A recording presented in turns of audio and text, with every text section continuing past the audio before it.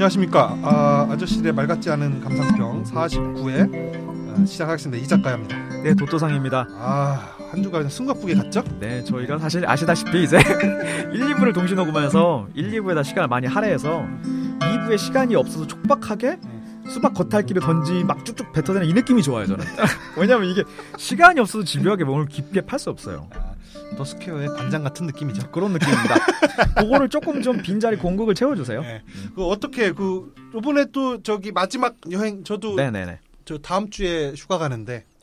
휴가 아직 안 다녀왔어요? 네, 6일부터 가요. 6일부터 가는데 그때 아직 휴가 못 가신 분들이 있다면 이 방송을 들으시고 갈 수 있도록 마지막으로 휴가지를 하나 또 준비해 오셨다면서요? 네, 이거 하나 또 추천해드릴게요. 그 일전에 소개시켜드린 그 버닝맨처럼 그 영혼을 위한 여행 코스. 어차피 안 갈 거니까 들으면서 즐기는 그런 여행 코스. 어차피 그 남은 연차 뭐 일수랑 남은 장고랑 요거 신경 안 쓰시고 떠날 수 있는 겁니다. 한번 따라 보시죠. 요 위치는요, 지리적인 위치는 그 중국 원난성 한 자락에 있는 히말라야 산맥 그 극동쪽에 위치한 조그만 언덕이 있는데 그 언덕 앞에 호수가 있습니다.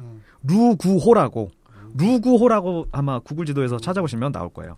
근데 여기는 원래 천혜의 아름다운 자연 환경이기도 한데 여기는 원래 나족이라고 알려져 있던 지금은 모서족이라고 불리는 그 부족이 살고 있어요. 부족이라고 하는 소수민족이죠. 뭐 중국의 뭐 티베족, 두룽족, 뭐 리수족 이런 것처럼. 그러니까 루구하고 이 모서족에 대해서 얘기를 좀 해보려고 합니다.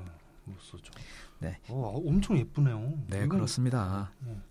물 색깔이 실제 이렇진 않겠지, 사진처럼. 그건 모르겠네요. 근데 최근에는 관광지로 진짜 각광을 받고 있고 지금 이 전통 민족 모서족이 민박집이라든가 뭐 레스토랑이라든가 이런 걸로 전향을 하면서 전통 생활을 많이 벌였다고 하니까 아무튼 이 모서족 사회는 개같이 산다라는 표현이 있는데 이는 우리가 이게 직관적으로 알고 있는 진짜 개처럼 왜 그 개 같은 놈들 있잖아요. 그게 아니라 부정적인 의미가 아니라 자신의 목숨을 인간의 목숨과 바꾸는 헌신을 보여준 개에 대한 깊은 감사를 표시하는 뜻으로 다음 전설에서 유래됐습니다. 이 전설을 제가 한번 읽어드릴게요. 그리고 그 전설 읽기에 앞서서 지금 말씀드리는 모든 얘기는 그 도서 어머니의 나라 부제 오래된 미래에서 페미니스트의 안식처를 찾다.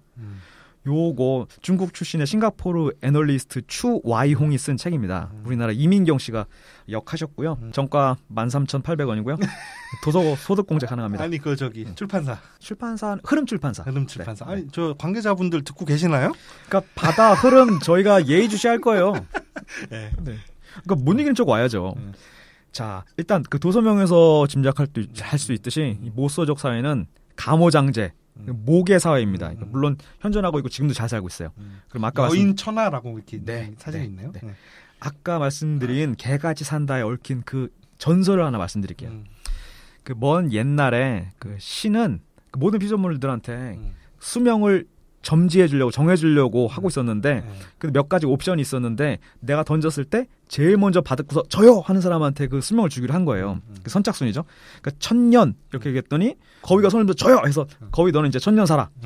100년 누구야? 그러니까 그때 거위 뒤에 따라오던 아무튼 뭐 다른 동물이죠. 100년이 된 거예요. 근데 이제 60년을 외쳤는데 마지막까지 남은 몇 안 되는 동물 중에 개가 꼬리를 흔들면서 내가 60년 받겠다. 그래서 걔는 너는 이제 앞으로 쓰면 60명이야. 그리고 이렇게 지나다가 13년이 남은 거예요. 그래서 13년 하니까 게으른 인간이 여태까지 자고 있다가 새벽에 겨우 일어나가지고 이거밖에 안 남았어요? 그럼 제가 이거 할 수밖에 없는 거잖아요. 그래서 사람이 13년을 받았어요. 근데 너무나 억울한 거죠. 이렇게 짧게 살다 가기엔 인생을. 그래서 그 신한테 거무신이라는 여신인데 신한테 이거 너무하니까 저 좀 바꿔달라. 그러면 네가 애들이랑 싸바싸바 해가지고 네 수명 바꿔봐. 협의해서 와라. 네. 그래가지고 수없이 많은 동물들한테 이렇게 건의를 하고서 요청을 했는데 아무도 안 받아주죠.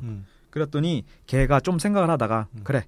그러면 내가 13년 받고 너한테 60년을 줄 테니까 대신 나를 새끼를 다 챙겨주고 때리지 말고 잘 키워달라. 그래가지고 살펴줘라. 그러니까 사람이 오라이 좋다. 받은 거죠. 그러니까 걔도 13년을 사람이랑 같이 평화롭게 살 수 있으면 이 행복으로 13년은 충분한 것 같다라고 해서 이 딜이 성사가 됐습니다. 그래서 이제 모서인들이 이 이야기 전설같이 가슴에 품고 있으면서 걔한테 상당히 우호적으로 잘 대해줘요. 그래서 원래 본디 사람의 숙명으로 점지되어 있던 13년이 되는 순간 성인식을 치르는데 성인식을 치르고서 그리고 걔한테 특식을 자기가 기르고 있는 걔한테 특식을 제공하면서 고맙다라고 얘기하는 거에서 이제 성인식이 이제 피나레를 찍는 거죠. 그러면 이 13세가 지나는 이 시점부터 사단이 나기 시작하는데 성인으로 인증이 된 거예요. 그러면 여자들은 13년이 지나면 꽃방이라고 부를 수 있는 자기 방을 갖게 돼요. 거기서 무슨 퍼포먼스를 하든 간에 뭘 하든 간에 딴 사람들을 터치를 안 하는 거죠. 그리고 남자들은 13년이 넘으면 어떻게 되느냐. 그냥 집안에 있는 남자들끼리 다 한 방에서 쓰면서 삽니다. 개처럼. 네네. 뭐 개처럼이라는 건 아니고 가축처럼. 네네. 그래서 이 13년이 지나는 모서족 여성들은 주혼이라는 불리는 모서식의 애정관계를 맺을 자유가 주어집니다. 주혼이란 뭐냐면 영어로 working marriage라고 표기되어 있는데 걸어가는 결혼인 거예요. 그러니까 혼인은 할 수가 있는데 우리가 알고 있는 정상적인, 그러니까 일반적인 우리 머릿속에 그리고 있는 그런 혼인은 아닌 거죠. 그러니까 아샤오라고 불리는 연인을 아샤오라고 부르는데 아샤오가 자기 꽃방에 와서 자고서 다음날 아침에 가는 거예요. 그러니까 우리 결혼했어. 오늘부터 같이 살아. 이게 아니라 그날 밤에 와서 자고 다음날 아침에는 지 할 일 하러 가고 그리고 또 그날 저녁엔 오고 그러니까 집으로 출퇴근을 하는 거예요. 그 남자들이 모여서 사는 그 집은 네. 방이죠, 방. 네. 그 방은 이 여자네 집 그 같이 있는 거야? 아니면 따로 뭐 경로당처럼 마을 가운데 있거나 뭐 이런 거예요? 집에 같이 있어요. 근데 같이 있는데 거기에는 오로지 우리 할머니 엄마로부터 모계에서부터 나오는 사람들만 있을 수가 있는 거죠. 가령 남동생, 또 우리 식구 남자들, 삼촌 이런 사람. 그러니까 내가 아버지 형제 말고 그렇죠. 내가 결혼했거나 내 아이의 아빠, 내 남편 이런 사람은 우리 집 사람이 아닌 거예요. 가족이 아닌 거야. 그러니까 외부에 사는 거죠. 뭐 이렇습니다. 그러니까 모서인이 낳은 아기들은 오로지 모계 혈족의 일원으로만 기속이 되는 거예요. 그리고 그러면 이제 그 무슨 얘기냐? 할머니, 어머니, 삼촌은 있지만 그 우리 머릿속에 그리고 있는 그 아버지라는 개념 자체가 존재를 하지 않는 거죠. 그 물론 이제 자신에게 유전자를 물려준 동네 아저씨 이런 아저씨 생물학적인 아버지가 있기는 있어요. 저 사람이 너한테 너네 아버지야. 라고 하지만 우리가 알고 있는 것 같은 개념 같은 아버지는 없어요. 그리고 정확하지도 않을 수 있잖아요. 그렇죠. 그럴 수도 있죠. 왜냐면 보니까 한 사람하고만 그 성관계를 갖는 것 같지 않은데. 그렇죠. 그러면 이 아버지들은 이렇게 아부라고 불리는데 이 아버지들은 그 자식과의 관계를 어떻게 유지하느냐. 이게 대부분 옵션이 있어가지고 이 세 개 중에 하나를 골라야 되는 규율이 아니라 이 아버지들은 대부분 이런 식으로 산다고 해요. 그러니까 어떤 아버지는 그냥 내 딸인데 쌩 까면서 모른 척하고 살아. 길 가면서 스쳐 지나가도 인사도 안 하고 그냥 모른 척하고 살아. 그리고 부러운데. 그러니까 그리고 또 다른 형태의 어떤 아버지들은 아는 사이로 지내면서 새해나 아이의 성년식 같은데 선물 주면서 챙기기도 해요. 그리고 또 어떤 부류의 아버지들은 온전히 아버지 역할을 다 하는 거죠. 대신 저녁 때 와가지고 집에서 자고 아침에 딴 데로 나가지만 엄마랑만 자지만 그 뭐 특히 엄마랑의 어떤 낭만적인 관계가 계속 유지되면 계속 딸 서포트하고 뭐하고 이제 뭐 이렇게 하는 거죠. 대신 이 집안에 무슨 큰일이 있을 때 내가 와서 돕거나 하진 않아요. 난 이 집 사람이 아니니까. 그러니까 우리 엄마 집에 가서 살아야 되니까. 네, 그렇죠. 그러니까 이 세 가지 옵션 중에 어떤 것도 그 모서의 풍습으로 강요되진 않는데 그러니까 자유롭게. 그렇죠. 모서 남성들한테는 자신이 가장 편한 스타일을 편안하게 느끼면서 살 권리가 다 있는 거죠. 그러니까 여기까지만 보다면 이게 뭐 아름답고 안정된 페미니즘의 킹덤이냐? 이건 뭐 수컷들만 신나는 뭐 남봉의 성지 아니냐? 이런 말씀하실 수 있는데 이게 아직 우리 사고 안에 그 안희정 같은 마인드가 아직 남아 있어서 그래요. 그러니까 이 모서족은 재산, 그러니까 토지, 농장 뭐 이런 것 따위를 모계 라인, 그러니까 여성한테만 상속을 해요. 그러니까 남자들은 그런 자산이 없는 거예요. 그러니까 시아버지가 며느리한테 주거나 남편이 아내한테 주는 게 아니라 여성의 엄마, 그러니까 외할머니가 그러니까 벌써 이 외자 들어가는 것 자체가 우리가 얼마나 북의 사회인지 할머니는 그냥 할머니인데 엄마 쪽은 외할머니야. 이런 거 보면은 티가 나는데 엄마가 딸한테 준다는 얘기죠. 그렇죠. 엄마가 딸한테. 그렇죠. 그리고 아무튼 뭐 이모나 엄마한테 물려줘요. 하물며 이게 상속 자체도 장자 상속이 아니라 딸내미 중에 제일 똑똑한 사람한테 주는 거예요, 엄마가. 장녀 상속도 아니다. 존나 합리적인 거죠. 경작지던 가축이던 뭐 생산수단 자체를 집에서 제일 똑똑한 여자가 갖고 있는 거예요. 그러니까 가족이 다 안정적 생존을 할 수밖에 없어요. 그리고 이제 남자한테는 의사 결정권이 거의 없는 거죠. 아까 말씀드렸다시피. 훌륭한 그러니까. 선택인데요. 그거는. 그러니까 남자라면 그러니까 아이의 아빠, 뭐 할아버지, 할머니, 뭐 이런 쪽 남자들은 아닌 거고. 아들. 네네. 그렇죠. 아들이나 뭐 이런 쪽으로. 네.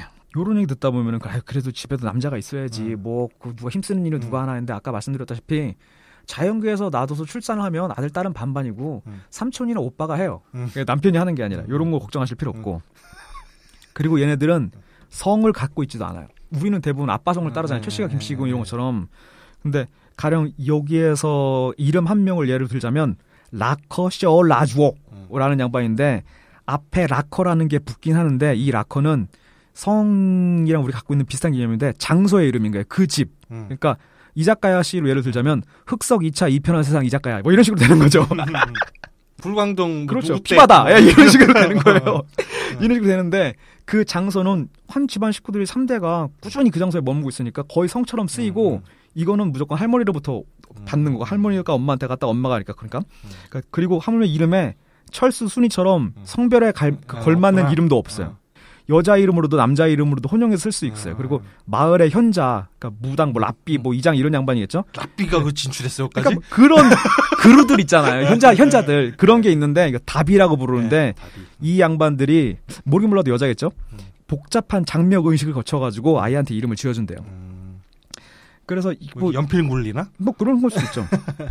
그리고 이래저래 해서인지 모소 여성들은 다른 민족 여성들과 뭐 다른 혹은 동네 다른 여성들과 경쟁적으로 미모를 가꾸는 다른 문화권이랑 많이 다르대요. 치장을 좀 삼가하는 편이고, 네. 그러니까 뭐냐면 선택받고자 하는 그런 치장 같은 게 필요가 없는 거죠. 자기가 사랑하는 사람은 그냥 자기가 골라서 자기가 사랑하는 동안만 그 사람이랑 만나는 거예요. 남자한테도 선택권이 있긴 있나요? 여자가 이렇게 제안이 왔을 때 나 너 좋다. 네네. 우리 사귀자 결혼하자 했을 선택이 들어왔을 때 남자가 그걸 거부하거나 아니면은 그렇죠. 물론 있겠죠. 남자가 먼저 뭐 저기야 누구야 너가 너무 좋다 나랑 사귀어볼래라고 할 수 있나요? 그러니까 자유연애가 존재를 해서 여기서 연애를 샤이샤이 게이 아무튼 뭐 그거로 부르는데 이게 존재를 하는데 지금 이 책을 쓰신 그 싱가포르 여성분이 이 동네에 처음 갔는데 뭐 이렇게 저렇게 동네 소개받고 하다가 어느 중년의 그 농부를 소개받게 됐대요. 이쪽에 가서 가면 저쪽에 있고 뭐뭐 기르셔라고 했는데 그 농부 남자분이 악수를 하면서 여자 손을 툭툭툭 3번 치더래요. 거기서 만약에 이 여자분이 손을 툭툭툭 3번 쳤으면 수락을 하는 거예요. 그래 오늘 같이 가서 자자 섹스하자. 그러니까 처음 보는 사람인데도 그러니까 어느 정도 자유연애가 되게 열려 있어요. 이게 그 이성한테 들이대는 단 하나의 행태가 아니라 수없이 많은 행태 중에 그러니까 남자도 거기에 응할 수 있고 반면에 남자들이 오히려 목걸이나 반지 따위를 거의 다 착용하고 있대요. 잘 보여야 돼. 권력이 여자한테 있으니까. 소수민 동양민족에서는 흔치 않은 180대 정도의 키에 미남들이 많다는 거죠. 그렇다고 합니다. 가령 이제 어떤 남자가 좋은 차나 커다란 집, 넓은 농지 이런 걸 가지고 있다 해서 이 모든 걸 여성이 원하는 것은 아니라는 거죠. 상대가 책임감이 강한 남성이냐 혹은 뭐 이런 것도 관련이 없는 거예요. 얘가 굳이 끝까지 내 아이를 위해서 끝까지 내 옆에 있어줘야 될 필요도 없으니까. 돈은 우리가 자기가 그렇죠. 보니까. 그렇죠.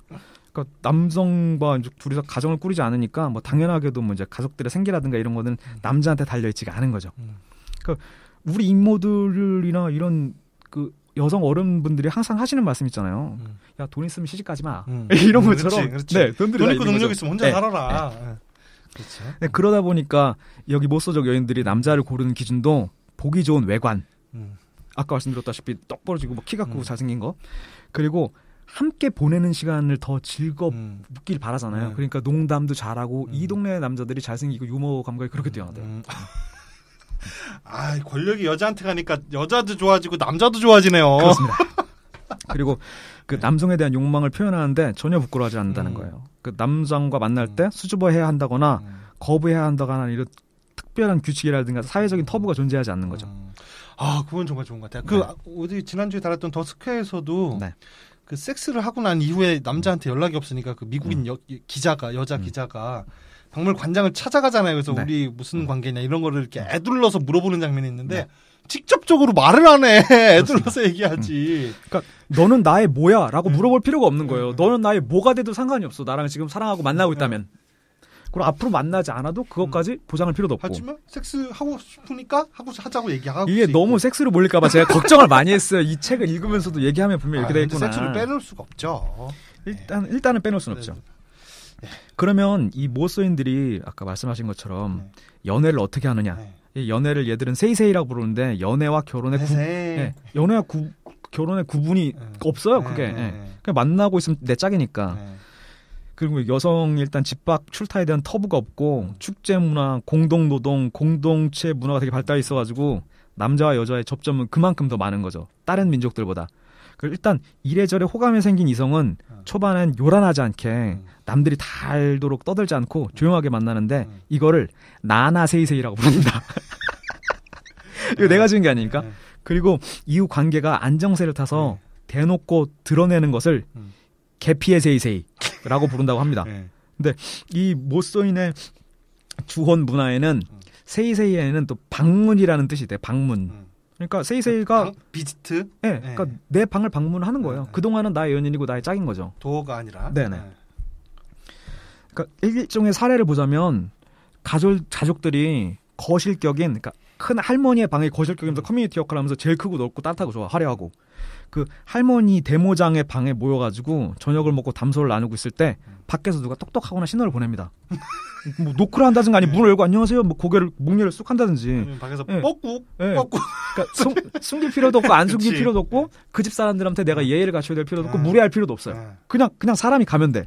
그러면 첫째 누나가 돌보던 자기 아기를 둘째 누나나 형한테 맡기면서 문을 나가요. 그리고 자기 꽃방은 문 자체가 또 외부로 나 있는 거예요. 이 거실을 통해서 가는 게 아니니까.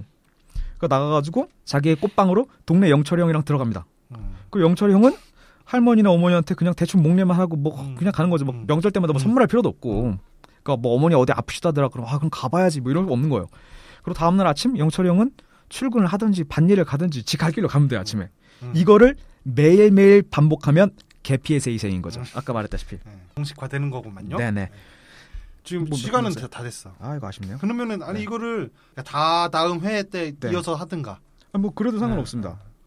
그러면 그렇게 하죠. 네, 그러죠 그럼. 이게 저기 우리나라 위키에는 이게 자료가 없고 영문 위키에는 자료가 꽤 있는데 위기를 맞고 있다고 하네요 이쪽이. 네, 요즘에 관광지화 되면서 성매매 센터 같은 것도 들어오고 그 동네에.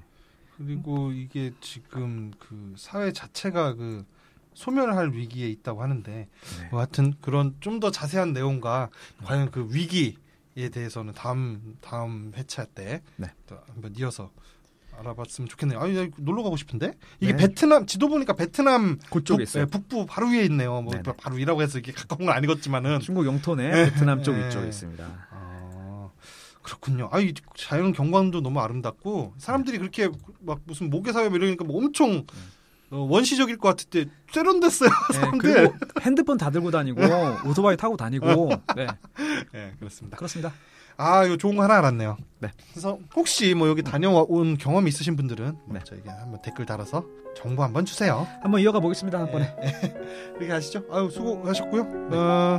이걸로 49회 마치고 여기까지 이 작가였습니다. 네, 도도상이었습니다.